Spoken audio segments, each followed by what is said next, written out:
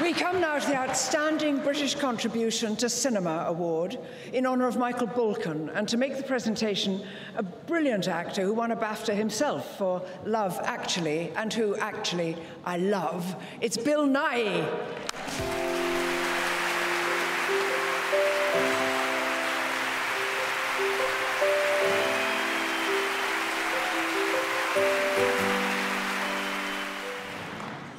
Good evening.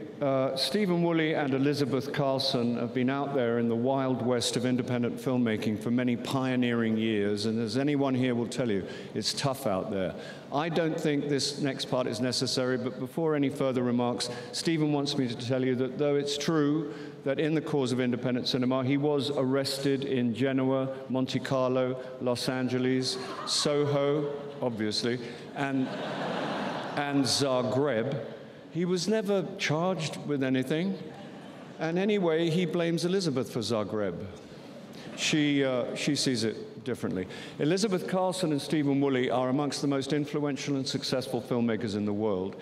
They have continued against the usual colossal odds to not only produce film after film, but to make films you might actually have seen and admired, several of which have entered the language. They have been at the forefront of politically and socially aware filmmaking without ever forgetting to entertain us. A fraction of their output: Colette, Carol, The Crying Game, Mona Lisa, Interview with a Vampire, On Chesil Beach, Made in Dagenham, Great Expectations, Company of Wolves, Limehouse, Golem, and their finest. They have vigorously tackled the most pressing concerns that we face in the world, often before it was comfortable to do so. Their achievement is phenomenal, and their operation is conducted with decency, honesty, kindness, and dignity for themselves and those with whom they work. At no point has Stephen even considered cutting his hair. Few things in my professional life has given me as much pleasure as does this opportunity to honor Elizabeth Karlsen and Stephen Woolley.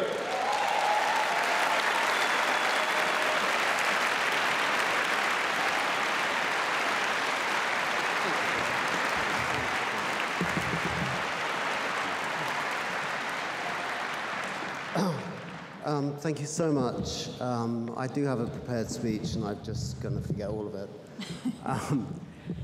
When we received the news that we were being awarded this prestigious honor, I genuinely thought BAFTA were having a laugh.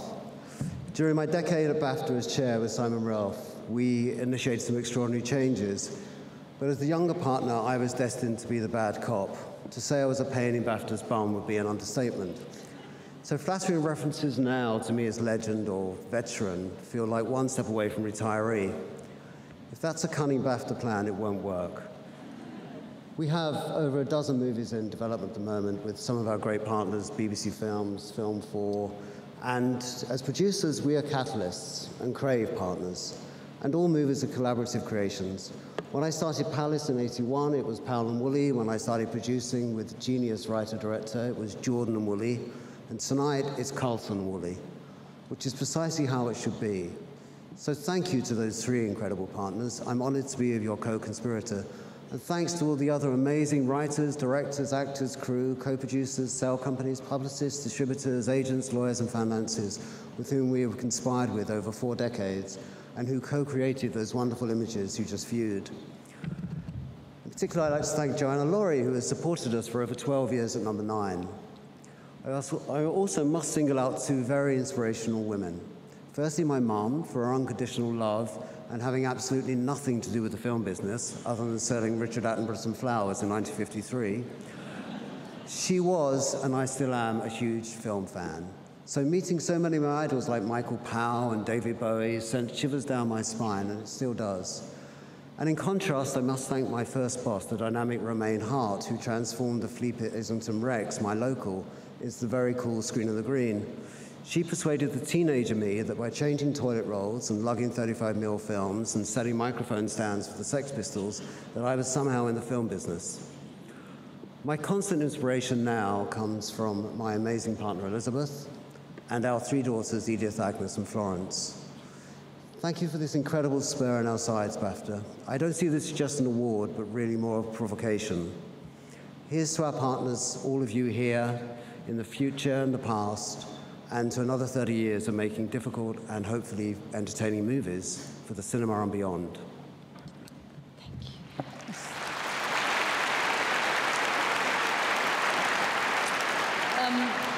This is such an honor, it really is.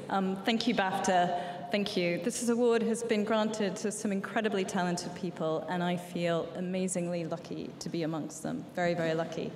Many years ago, I saw a British independent film, Company of Wolves. It was completely mesmerizing. I didn't know the filmmakers at all, but it was clear that they were redefining the landscape of British cinema. A few years later, I found myself working with the producer and executive producer of that film, Stephen Woolley and Nick Powell, at their company Palace Pictures.